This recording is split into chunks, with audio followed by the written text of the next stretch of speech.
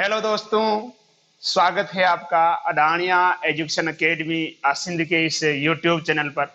हम टारगेट 100 की एक विशेष श्रृंखला के तहत कक्षा 10 का सामाजिक विज्ञान पढ़ रहे थे और जिसमें लगभग 70 से 80% कोर्स जो है आपका कंप्लीट हो चुका है। आज जो हम नया अध्याय प्रारंभ करने जा रहे हैं, अध्याय 13, जिसका नाम है परिवहन एवं संचार के बारे में हम इसमें बात करने वाले। इसका जो अंक 12 यानी बोर्ड परीक्षा में जो है आपके इससे कुल 3 नंबर के प्रश्न इससे पूछे जाएंगे। तो बिना किसी देरी के चलिए आज का अध्याय हम प्रारंभ करते। देखो, बात करते अपन परिवहन। परिवहन किसे कहेंगे? देखो, परिवहन किसे कहेंगे? नहीं, एक माल जो होता है, जो सामान जो होता है, उसको एक जगह से दूसरी जगह पे ले जाना या व्यक्ति को एक जगह से दूसरी जगह पे ले जाना, एक प्रकार का क्या हो गया? परिवहन हो गया। क्या हो गया? परिवहन। यानी अपन कह सकते हैं कि किसी देश में या दो देशों के बीच या दो राज्यों के बीच या दो शहरों के बीच या दो गांवों के बीच परिवहन किसी के भी बीच में हो सकता है। ठीक है, तो परिवहन की एक सामान्य परिभाषा अपन क्या कह सकते हैं कि किसी देश में जो माल होता है, माल को एक जगह से दूसरी जगह पे पहुंचाने क्या कहलाता है? परिवहन कहलाता है। अब देखो, ये परिवहन किन किन माध्यम से हो सकता है? देखो, ये स्थल परिवहन हो सकता है, यानी जो स्थल जो होता है, धरातल जो होता है उस पर। अगला अपन बात करते हैं जल परिवहन हो सकता है, या फिर वायु परिवहन जो एरोप्लेन है, हवाई जहाज, उसके द्वारा हो सकता है। यहाँ अपन मुख्य रूप से जो बात करेंगे स्थल परिवहन में। स्थल परिवहन में मुख्य रूप से जो अपना टॉपिक होगा कौन सा होगा? सड़क परिवहन होगा। इसमें भी जो मुख्य टॉपिक होगा वो कौन सा होगा? सड़क परिवहन होगा। इसको लेकर आज हम चर्चा करेंगे। अब देखिएगा कि जो स्थल परिवहन है ये 3 प्रकार का हो सकता है। सड़क परिवहन हो सकता है, जो गाड़ियां जो जनरली जो सबसे ज्यादा अपने को मिलता है, कौन सा है? सड़क परिवहन। दूसरा आता है रेल परिवहन और तीसरा आता है पाइपलाइन परिवहन। सड़क परिवहन आप जानते ही हो, यानी सड़कों का जाल बिछा हुआ है। हर ऐसा कोई गांव नहीं है, लगभग लगभग अगर देखा जाए तो ऐसा कोई गांव नहीं है जो सड़क से जुड़ा हुआ नहीं है। ठीक है, सड़क परिवहन यानी सड़कों के माध्यम से ट्रक वगैरह हो गए, ट्रैक्टर हो गए, छोटी गाड़ियां हो गई, इनके माध्यम से जो सामान को एक जगह से दूसरी जगह पे पहुंचाया जाता है। रेल परिवहन अपन जानते हैं, मालगाड़ी होती है। पाइपलाइन परिवहन, देखो ये क्या होता है? जो क्रूड ऑयल हो गया, गैस हो गई या पेट्रोल डीजल, ये जो भी हो गए, इनको जब जहां से इनका उत्पादन होता है, इनको पाइपलाइन के द्वारा रिफाइनरी तक पहुंचाया जाता है। रिफाइनरी जहां पर इनको शुद्ध किया जाता है, इसका शोधन किया जाता है, वो पाइपलाइन परिवहन। अगला आता है जल परिवहन। देखो जल परिवहन में 2 प्रकार का, एक तो होता है आंतरिक जल परिवहन, एक होता है समुद्री परिवहन। आंतरिक जल परिवहन किसे कहेंगे? जैसे मान लो कि ये कोई जल हो गया इस तरह से, ठीक है, जब भी कोई परिवहन होगा ये जल के अंदर होगा इस तरह से। यानी जो पनडुब्बियां जो होती है, मुख्य रूप से अपन बात करें जो पनडुब्बी होती है, ठीक है, पनडुब्बी के द्वारा आंतरिक जल परिवहन किया जाता है। पनडुब्बी जो क्या होती है, पानी के अंदर डूब के अंदर की तरफ जाती है, अंदर की तरफ चलती है, जल के नीचे चलती है वो। ठीक है, तो ये आ जाएगा आंतरिक जल परिवहन। अगला था समुद्री परिवहन, यानी जो जहाज जो होते हैं, बड़े बड़े जहाज जो होते हैं, ठीक है, उन जहाजों के द्वारा जो परिवहन होता है वो कौन सा होता है? समुद्री परिवहन। यानी जल परिवहन में मुख्य रूप से अगर अपन बात करें तो कौन सा होता है? समुद्री परिवहन होता है। आंतरिक जल परिवहन बहुत कम मिलता है। अगला था वायु परिवहन, यानी जो कार्गो यान होते हैं, एरोप्लेन जो होता है जिसके अंदर लगेज भर के लाते हैं, उसे अपन कार्गो यान कहते हैं। बड़े बड़े जो हवाई जहाज होते हैं जिसके अंदर सामान आता है। ठीक है, ये भी 2 प्रकार का हो सकता है। देखो परिवहन, एक तो होती है घरेलू विमान सेवा, यानी जो देश के अंदर ही चलती है। ठीक है, जैसे दिल्ली से मुंबई हो गया या मुंबई से जयपुर हो गया, इस प्रकार से जो देश के अंदर चलती है वो कौन सी घरेलू? ये 2 प्रकार की होती है। तो सार्वजनिक प्राधिकरण यानी जो सरकार के द्वारा जो निजी मतलब सरकारी उपक्रम होता है, एक होता है निजी विमान सेवा, यानी जो प्राइवेट जो कंपनियां होती है, जैसे किंगफिशर जो हालांकि अब डूब चुकी है, ठीक है, तो वो हो जाती है निजी विमान सेवा में। और एक आता है अंतरराष्ट्रीय विमान सेवा, यानी 2 देशों के बीच जो हवाई यात्राएं जो होती है उसे अपन किसके अंतर्गत लेते हैं? अंतरराष्ट्रीय विमान सेवा के अंतर्गत। तो आइए अपन इसको डिटेल में पढ़ते हैं। सबसे पहले अपन बात करेंगे स्थल परिवहन में, उसमें अपन सबसे पहले बात करेंगे किसके बारे में? सड़क परिवहन को लेकर हम सबसे पहले बात करेंगे। तो आइए हम सबसे पहले बात करते हैं सड़क परिवहन के बारे में। सड़क परिवहन क्या है और कौन कौन से सड़क परिवहन है उसको लेकर हम बात करते हैं। देखिएगा, सड़क परिवहन की अगर अपन बात करें तो राजस्थान या भारत के अंदर जो सड़क परिवहन है इसका 3.3 लाख किलोमीटर, कितना? भारत के अंदर 3.3 लाख किलोमीटर सड़क का जाल फैला हुआ है। भारत के अंदर अगर डामर की सड़क की अगर अपन बात करें तो भारत के अंदर 3.3 लाख किलोमीटर जो है सड़क का जाल फैला हुआ है, जो कि विश्व का दूसरा सबसे बड़ा सड़क का जाल है। विश्व का दूसरा सबसे बड़ा सड़क का जाल है। भारत के अंदर 3.3 लाख किलोमीटर सड़क का जाल फैला हुआ है, जो विश्व का दूसरा सबसे बड़ा सड़क का जाल है। देखिएगा, भारत के अंदर 65% माल जो है सड़क परिवहन के द्वारा ही ढोया जाता है। यानी 65% जो माल जो है एक जगह से दूसरी जगह जो पहुंचाया जाता है, भारत के अंदर 65% जो माल जो है वो ढोया जाता है, वो किसके द्वारा ढोया जाता है? सड़क परिवहन के द्वारा ही ढोया जाता है। यानी 65% माल जो है सड़क परिवहन के द्वारा ढोया जाता है। और 80% जो यात्रा है, 80% जो यात्रा है सड़क मार्ग के द्वारा ही की जाती है। तो देखिए, आप साथ में के साथ में इसको शॉर्टली नोट्स बनाते चले, इतना आपके पास समय नहीं है, ना ही मेरे पास समय है कि अभी इनको ज्यादा समय देकर इसको देखे। रिवाइज क्लासेस चल रही है, बाकी आप सारा पूरी साल आप पढ़ चुके हो, बस एक हमने जैसे 25 जून तक जो है रिवाइज क्लास के रूप में इसको चलाया, और कोशिश यही है कि इनमें से आपका जो जितना भी है, ये मैं बार बार आपको कह रहा हूँ कि अधिकांश प्रश्न जो आपको इससे मिल जाएंगे, आप मान के चले 95 से 100% के प्रश्न जो आपको यहाँ से मिलेंगे ही मिलेंगे। देखिएगा 65% माल जो है सड़क परिवहन के द्वारा ढोया जाता है, और 80% लोग जो है सड़क परिवहन के द्वारा ही यात्रा करते हैं। अगर अपन बात करते हैं मार्च 2015 तक, मार्च 2015 तक, मार्च 2015 तक भारत के अंदर सड़कों की लंबाई कितनी हो गई? 54,72,000 किलोमीटर जो है लंबाई हो गई थी मार्च 2015 तक। मार्च 2015 तक जो है सड़कों की जो लंबाई है भारत के अंदर कितनी हो गई थी? 54,72,000 किलोमीटर की जो सड़कों की लंबाई हो चुकी है। अब तो और भी देखो लगातार सड़कें बन रही है, और ठीक है। अब देखो रेल परिवहन और सड़क परिवहन की बात करें तो सड़क परिवहन जो है ये रेल परिवहन से बेहतर क्यों? देखिएगा, एक तो इनकी लागत कम होती है, सड़कें बनाने में लागत कम होती है, जबकि रेल की पटरी बिछाने में लागत क्या होगी? अधिक होती है। अगला, उबड़ खाबड़ क्षेत्र में आसानी से सड़कें बनाई जा सकती है। जो क्षेत्र उबड़ खाबड़ होते हैं, ढलान वाले होते हैं, पहाड़ी क्षेत्र होते हैं, वहां पर सड़क आसानी से बनाई जा सकती है, जबकि रेल पटरी बिछाना वहां पर क्या होता है? मुश्किल होता है। अगला आता है कम दूरी व कम वस्तु को लाने ले जाने के लिए आसान है। देखो अगर रेल है, रेल मार्ग है, तो उसके अंदर रेल मार्ग तभी अपन सफल हो सकता है जब दूरी ज्यादा तय करनी हो और माल क्या हो? ज्यादा हो। लेकिन कम दूरी हो, माल भी कम हो, तो उसके लिए सबसे बेस्ट कौन सा रहता है? सड़क परिवहन ही सबसे बेस्ट रहता है।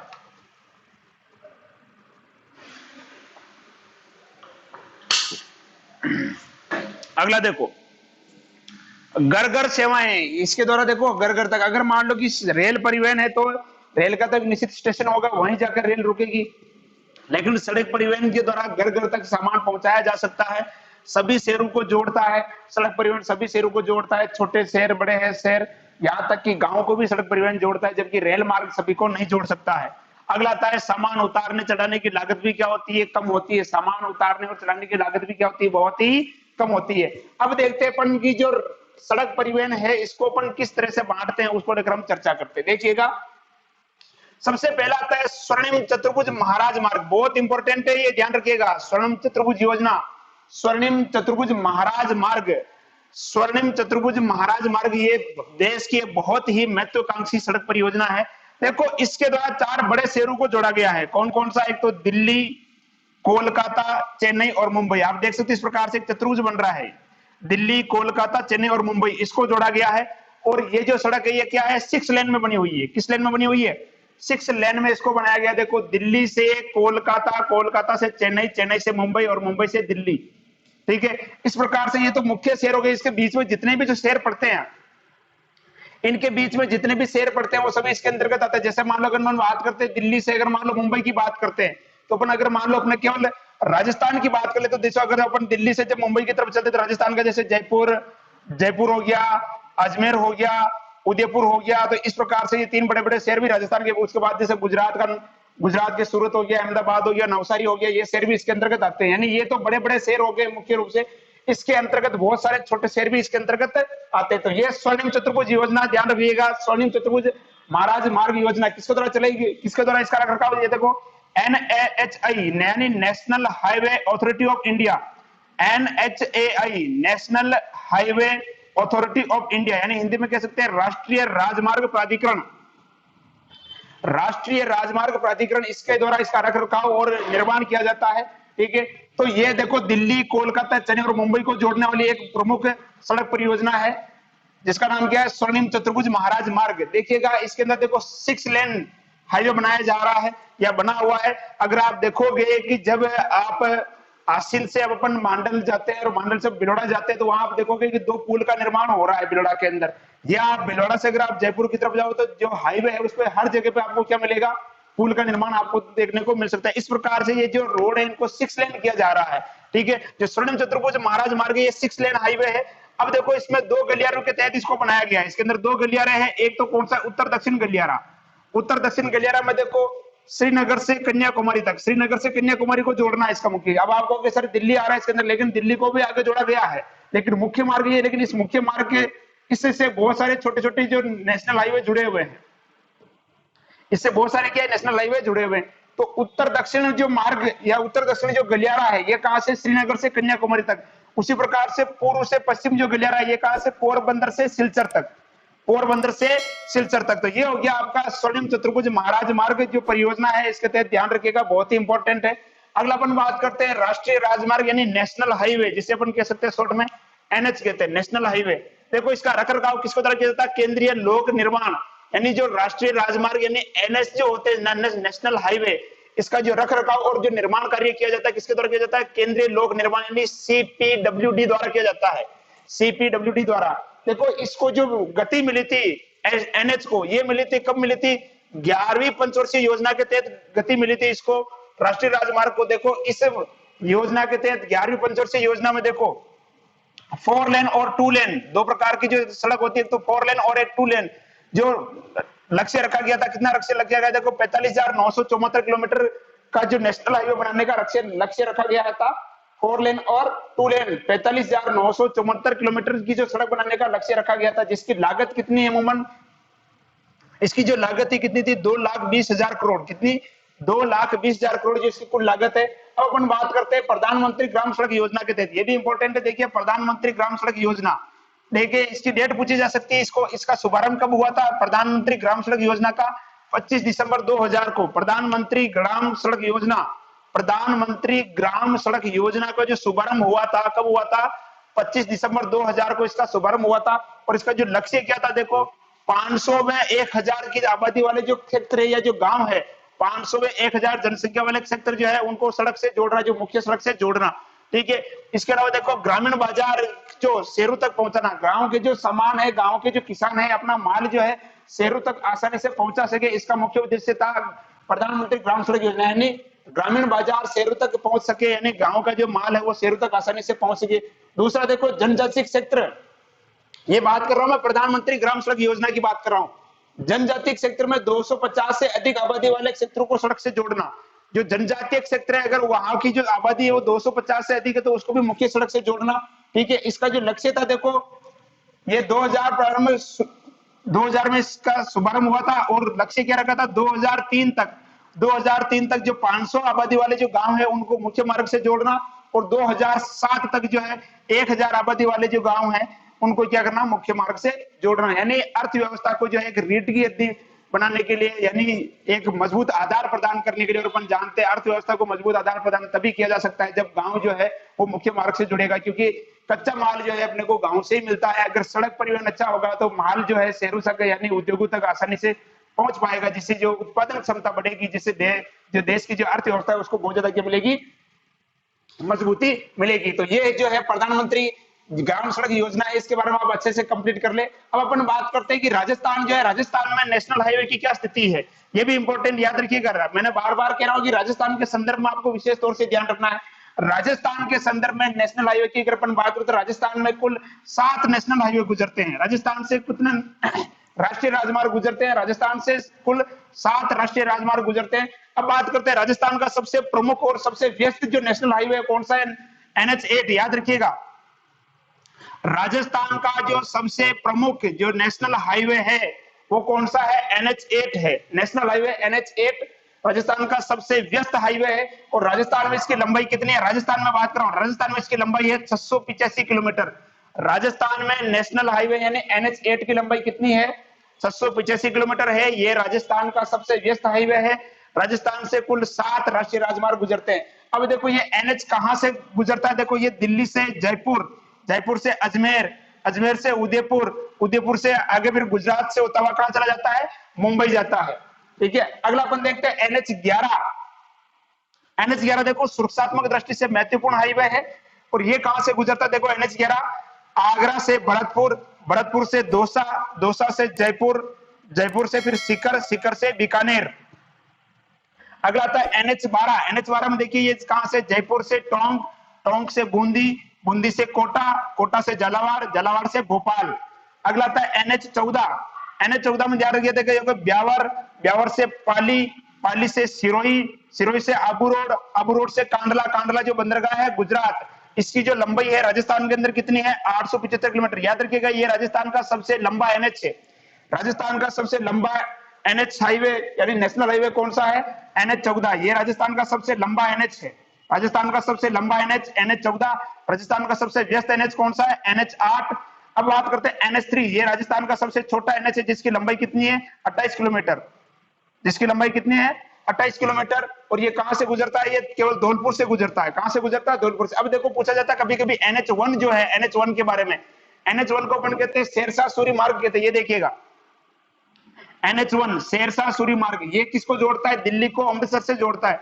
दिल्ली को अमृतसर से जोड़ने वाला हाईवे, नेशनल हाईवे कौन सा है, दिल्ली को अमृतसर से जोड़ने वाला नेशनल हाईवे कौन सा है, शेरशाह सूरी मार्ग, जो कि कौन सा हाईवे कहलाता है, एनएच 1 कहलाता है। कौन सा कहलाता है, एनएच 1 कहलाता है। अब देखते हैं अपन राज्य राजमार्ग यानी एसएच के बारे में बात करते हैं। स्टेट हाईवे, राज्य राजमार्ग यानी एसएच, स्टेट हाईवे के बारे में बात करते हैं। ये क्या करते हैं, देखो जिला मुख्यालय को जोड़ते हैं। जो जिले जो है, राज्य के जो जिले हैं उनको राजधानी से जोड़ना या जो दो जिलों को आपस में जोड़ना, वो कौन से होते हैं, राज्य राजमार्ग होते हैं। कौन से राजमार्ग होते हैं, राज्य राजमार्ग होते हैं, जो क्या करते हैं, दो जिला मुख्यालयों को आपस में जोड़ते हैं। इनका जो रखरखाव करता है, वो रखरखाव कौन करता है, सार्वजनिक निर्माण विभाग। ध्यान रखिएगा, जो स्टेट हाईवे है एसएच, राज्य राजमार्ग, इनका जो रखरखाव करता है सार्वजनिक निर्माण विभाग यानी पीडब्ल्यूडी के द्वारा इसका रखरखाव किया जाता है।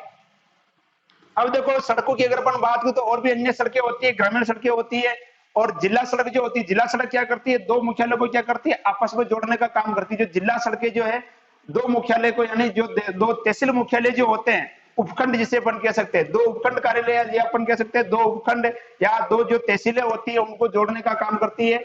या जो तहसीलें हैं उनको यूं कह सकते हैं कि तहसीलों को, जो जिला मुख्यालय है तहसीलों को जिला मुख्यालय से जोड़ने का जो काम करती है वो कौन करती है, जिला सड़कें करती है। इसके अतिरिक्त देखो एक और आती है सीमांत सड़क। सीमांत सड़क देखो कुछ विशेष राज्यों में बनाई गई है, जैसे मान लो नागालैंड हो गया, मध्य प्रदेश हो गया, राजस्थान हो गया, अरुणाचल प्रदेश हो गया, आंध्र प्रदेश हो गया, कर्नाटक हो गया। तो यहाँ पर एक विशेष सड़कें बनाई गई है सीमांत सड़कें, ताकि जो लंबा जो मार्ग है उस मार्ग को छोटा करके इन सड़कों को बनाया गया है, ताकि जो दूरी है दूरी को कम किया जा सके, और दूरी को कम करने कर जो लागत जो ज्यादा आ रही है, कम लागत में उस माल को अपने निर्धारित स्थान तक पहुंचाया जा सके। इसके लिए कौन सी सड़कें बनाई गई है, सीमांत सड़कों का निर्माण किया गया है। अब बात करते हैं राजस्थान रोड विजन 2025 की। राजस्थान रोड विजन 2025 क्या है, इसको लेकर अपन बात करते हैं। देखो इसकी जो शुरुआत हुई थी 2000 में हुई थी। सन 2000 में एक मॉडल तैयार किया गया, और अपन यूं कह सकते हैं राजस्थान जो है सड़क के मामले में पूरे देश में एक मॉडल स्टेट के रूप में उभरा है, कि इस तरह से जो सड़कों का जो मॉडल तैयार किया राजस्थान, बहुत ही अच्छा मॉडल तैयार किया है। ठीक है, 2000 में राजस्थान रोड विजन का प्रारंभ किया गया था, और इसका जो लक्ष्य था, क्या लक्ष्य था कि प्रथम 15 वर्ष यानी 2015 तक, प्रथम 15 वर्षों में सभी गांवों को सड़क से जोड़ना। 2015 तक जो जितने भी जो गांव है उसको जोड़ना। किसका, देखो राजस्थान रोड विजन का जो लक्ष्य था 2015 तक, 2000 को ये प्रारंभ हुआ था, कब हुआ था, सन 2000 में प्रारंभ किया गया था। और इसका जो लक्ष्य था कि प्रथम 15 वर्ष यानी 2015 तक जितने भी जो गांव है उसको सड़क से जोड़ना। अगले जो 10 वर्ष यानी 2025 तक, 2015 से 2025 तक जो शेष 10 वर्ष है उसमें देखो जो गांव जो जहां पर रेल मार्ग गुजर रहा है, जो नदियां हैं वहां पर देखो क्या बनाना, फ्लाईओवर बनाना, और जो उनको जो रखरखाव करके उनको थोड़ा एक्सप्रेस वे में बनाना, और उसको क्या करना, 4 लेन में परिवर्तित करना। किसमें करना, 4 लेन में परिवर्तित। इसके अतिरिक्त देखो धार्मिक है, पर्यटन है, खनन है, औद्योगिक है, इन क्षेत्रों को क्या करना, सड़क से जोड़ना, ताकि पर्यटन को बढ़ावा मिल सके, धार्मिक क्षेत्रों को वहां पर जो है लोग आसानी से पहुंच सके, जिससे कि जो अर्थव्यवस्था उसको बल मिल सके। इस प्रकार से ये अपन आज के अध्याय में अपन ने बात की, मुख्य रूप से सड़क परिवहन को लेकर बात की। अगली जो कक्षा होगी, अगली कक्षा में हम इस अध्याय को कंप्लीट कर लेंगे, जिसमें हम बात करेंगे एक तो रेल मार्ग के बारे में, वायु मार्ग और संचार की व्यवस्था के बारे में, और जल मार्ग के बारे में हम बात करेंगे।